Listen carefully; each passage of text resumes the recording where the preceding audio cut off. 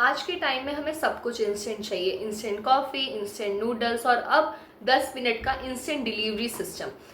हमें तो बैठे बैठे घर में बहुत कन्वीनियंट लगता है कि कितना इजी है कि आप एक सामान अभी ऑर्डर करो और 10 मिनट के अंदर आपके घर तक, आपके डोर स्टेप तक वो डिलीवरी बॉयज़ आपके घर तक आपका सामान पहुंचा कर जाते हैं।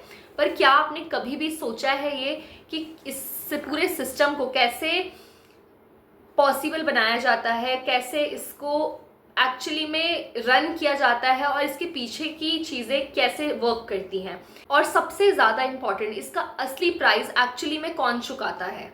जो सिस्टम हमारे लिए बहुत ज़्यादा कन्वीनियंट फील होता है वो शायद किसी के लिए एक टाइम बॉम्ब की तरह है। ज़्यादा प्रेशर, ज़्यादा स्पीड और सेफ्टी की ज़ीरो गारंटी। एंड सबसे बड़ी बात, इनका मेन फोकस होता है कंपनीज के लिए प्रॉफिट अर्न करना और कस्टमर्स को अपनी बेस्ट से बेस्ट सर्विस देना। पर ग्राउंड रियलिटी बिल्कुल अलग है। आज हम इसी बारे में बात करेंगे कि क्या ये एक्चुअली में एक रेवोल्यूशन है या फिर सिर्फ एक रिस्की मार्केटिंग स्ट्रैटेजी, और एक्सपोज करेंगे एक ऐसी रियलिटी को जो सच में आपको सोचने पर मजबूर कर दे। बहुत सारे famous newspapers like the times of India, the Hindu ने बहुत बार ये आर्टिकल्स कवर किए हैं कि कैसे 10 मिनट का डिलीवरी सिस्टम उन डिलीवरी बॉयज़ के लिए एक बहुत ही रिस्की चीज़ प्रूफ हो रही है, क्योंकि 10 मिनट में डिलीवरी करने के चक्कर में स्पीड का कोई लिमिट नहीं होता और वो इतना ज़्यादा तेज़ चलाते हैं बाइक्स वगैरह कि एक्सीडेंट होना उनका बहुत आम बात है। और इन एक्सीडेंट्स का सिर्फ और सिर्फ एक मेन रीज़न होता है extreme pressure on these delivery partners. और ये रोड एक्सीडेंट सिर्फ रोड तक ही लिमिटेड नहीं है। उन वेयर हाउसेज में, जिनको डार्क स्टोर्स भी कहा जाता है, उन वेयर हाउसेज में भी ऐसे इस तरीके के एक्सीडेंट्स होना बहुत कॉमन बात है, क्योंकि वहाँ पे बेसिकली फर्स्ट ऑफ ऑल हमें ये समझने की ज़रूरत है कि वेयर हाउसेज होते क्या हैं। तो यहाँ पे सारी चीज़ें रखी जाती हैं। लाइक अगर आपने ब्लिंकिट से कोई चीज़ ऑर्डर करी है तो वहाँ पे जितने भी ब्लिंकिट के पास सामान है वो सारे के सारे वेयर हाउसेज में स्टोर्ड होते हैं, ताकि अगर कोई डिलीवरी करे या ऑर्डर करे, बेसिकली ऑर्डर करे, तो उसमें से वेयर हाउस में से उसकी इंस्टेंट डिलीवरी हो जाए with in 10 minutes. In stores की हालत इतनी ज़्यादा ख़राब है कि वहाँ पे एक नॉर्मल पर्सन के लिए शायद आधे घंटे बैठना भी मुश्किल हो जाए, लेकिन ये डिलीवरी पर्सन्स जो होते हैं वहाँ पे पूरे दिन, पूरे रात रहते हैं। इन बड़ी बड़ी कंपनीज के पार्टनर्स से ये एक्सपेक्ट किया जाता है कि आपको टाइम से आगे भागना है, ताकि आप अपना ऑर्डर जो है वो बहुत इंस्टेंटली डिलीवर कर पाओ। डीलेस की इन कंपनी में कोई भी जगह नहीं होती। जो वर्कर्स टाइमली काम नहीं करता या फिर जिसको रेटिंग्स कम मिलती है उसको सीधा टर्मिनेट कर दिया जाता है। अगर देखा जाए तो फूड और ग्रॉसरी आइटम्स इतने भी ज़्यादा इंपॉर्टेंट आइटम्स नहीं है जिनको 10 मिनट में ही डिलीवर किया जाए। एंड मोस्ट इंपॉर्टेंटली, अगर वो 10 मिनट में डिलीवर नहीं हो रहे, अगर वो 1 घंटा में भी आ रहा है, तब भी ऐसा नहीं है कि हम भूखे मर जाएंगे स्टिल। लेकिन आटा तक एंड मैगी तक चीज़ें हम 5 मिनट में, 10 मिनट में ऑर्डर करते हैं। एंड अगर इससे ज़्यादा टाइम एक्सीड होता है तो हम रेटिंग्स नेगेटिव देते हैं या फिर 2 to 3 स्टार्स ही देते हैं कई बार तो। लेकिन हमें इस बात की रियलाइजेशन नहीं होती कि हम जो रेटिंग्स उनको दे रहे हैं वो उनके लिए कितना ज़्यादा इम्पॉर्टेंट है। अगर आपने 3 या 4 से कम की रेटिंग दे दी तो ऑब्वियसली उनका फिर ऑफिस, मतलब उनका जो जॉब है वो टर्मिनेट ही होगा, उनको निकाल दिया जाएगा। 5 या 4 से कम की रेटिंग्स तो अलाउड ही नहीं है कि आपको मिले।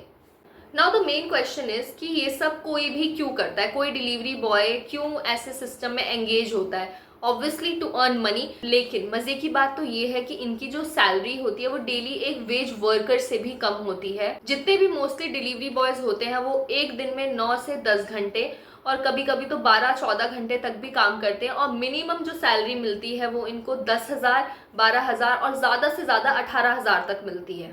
अगर किसी भी तरह की कोई भी गड़बड़ की जाती है तो या तो उनके पैसे काट लिए जाते हैं या फिर सीधा सीधा उनको जॉब से टर्मिनेट कर दिया जाता है।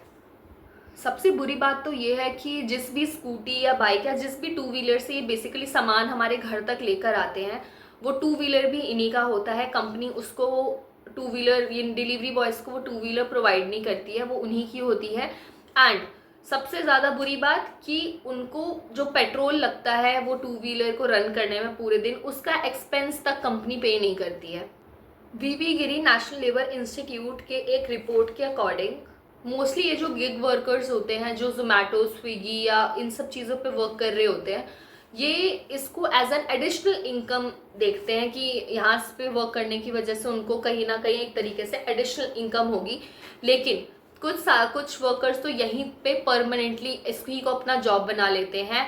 एंड कोविड के बाद से गिग इकोनॉमी में इंडिया में सबसे ज़्यादा बूस्ट आया है। बहुत सारे वर्कर्स जब उन्होंने अपना लॉकडाउन के टाइम पे वर्क खो दिया था, तो इस टाइम पे जोमेटो और स्विगी ने इन लोगों को हायर किया था and they are seeing these Zomato and Swiggy as their permanent jobs. बड़ी बड़ी कंपनीज हैं, इनको ना ही कोई रिटायरमेंट प्लान देती हैं, ना ही कोई हेल्थ इंश्योरेंस, और कई बार तो बहुत सारी बड़ी बड़ी कंपनीज जैसे ब्लिंकिट है, स्विगी है, ये कॉम्पनसेशन प्रोवाइड कराने से भी मना कर देती है अगर गलती से किसी वर्कर की या किसी डिलीवरी बॉय की डेथ हो जाए ऑन ड्यूटी। और इतना सब हैंडल करने के बाद एक फूड आइटम आपके घर तक, आपके डोर स्टेप तक डिलीवर किया जाता है। और इन केस अगर 10 से 11 मिनट भी हो जाता है तो हमारी पेशेंस इतनी ज़्यादा कम है कि हम उनको सुनाने लगते हैं, उनसे रूडली बात करते हैं, उनके पैसे काट लेते हैं और पता नहीं क्या क्या करते हैं उनके साथ। कई बार तो कुछ केसेस में उनको मारने पीटने भी लग जाते हैं। और सबसे ज़्यादा जो हमारे हाथों में पॉसिबल है, हम उनको बेकार रेटिंग्स देते हैं बिना ये चीज़ रियलाइज़ करे कि उस बेकार रेटिंग की वजह से किसी इंसान की जॉब जा सकती है और उनकी फैमिली को शायद भूखा सोना पड़ सकता है। ह्यूमंस की लाइफ में सबसे बड़ा जो रिलीजन होता है, I think that is of humanity. और अगर हम एज अ ह्यूमन किसी और ह्यूमन का दुख नहीं समझ पा रहे तो हम में इंटेलिजेंस होने का कोई फ़ायदा नहीं है। नाउ गवर्नमेंट की अगर बात करें तो 2020 में code on social security launch किया गया था बाय द गवर्नमेंट, ताकि ये जितने भी गिग वर्कर्स हैं उनको एक तरीके से लीगलाइज करा जाए, मतलब उनको बेसिकली लीगल फ्रेमवर्क के अंडर लिया जाए ताकि उनको सोशल सिक्योरिटी बेनिफिट्स और social security funds basically provide करवाए जाए और एक्सीडेंट कॉम्पनसेशन भी मिले। पर अभी तक ये स्कीम सिर्फ पेपर पे ही है, किसी तरीके का भी कोई डिस्कशन इस स्कीम पे नहीं हो रहा है। ये जितने भी गिग वर्कर्स हैं उनको हेल्थ कवरेज दी जाएगी अप टू 5 लाख रुपीज़। पर ये सब सुनने में बहुत ड्रीमी और बहुत अच्छा लगता है, लेकिन हार्डली इसका कहीं भी किसी तरीके से भी कोई इम्प्लीमेंटेशन नहीं हुआ है अभी तक। और जो एग्जिस्टिंग लॉज हैं उनमें लूप होल्स इतने ज़्यादा हैं कि जो इतनी भी बड़ी बड़ी कंपनीज हैं लाइक ब्लिंकिट, स्विगी, ये सारी उनका बहुत आराम से फ़ायदा उठा लेती हैं और पूरी तरीके से स्लेवरी करवाती हैं इन डिलीवरी बॉयज़ से। बट एज अ सिटीज़न हमारी क्या रिस्पॉन्सिबिलिटी है? तो अगर कोई भी डिलीवरी एजेंट आपका सामान लेकर आता है तो आपका शायद एक सिंपल सा थैंक यू भी उनका दिन बना सकता है। और अगर ऑब्वियसली अगर गर्मी का मौसम है तो आप उन्हें पानी पूछ सकते हैं। अगर किसी भी तरीका कोई भी डिलीवरी एजेंट या कोई भी, अगर आप ओला यूज़ कर रहे हैं या उबर यूज़ कर रहे हैं, आप कोई भी किसी भी तरीके की सर्विस ले रहे हैं तो उनको अप्रिशिएट ज़रूर करें। माइनर इनकन्वीनियंस के लिए इतना ज़्यादा ड्रामा करने की ऑब्वियसली कोई ज़रूरत नहीं है। शायद आपका एक सिंपल सा थैंक यू उनका पूरा दिन बना सकता है।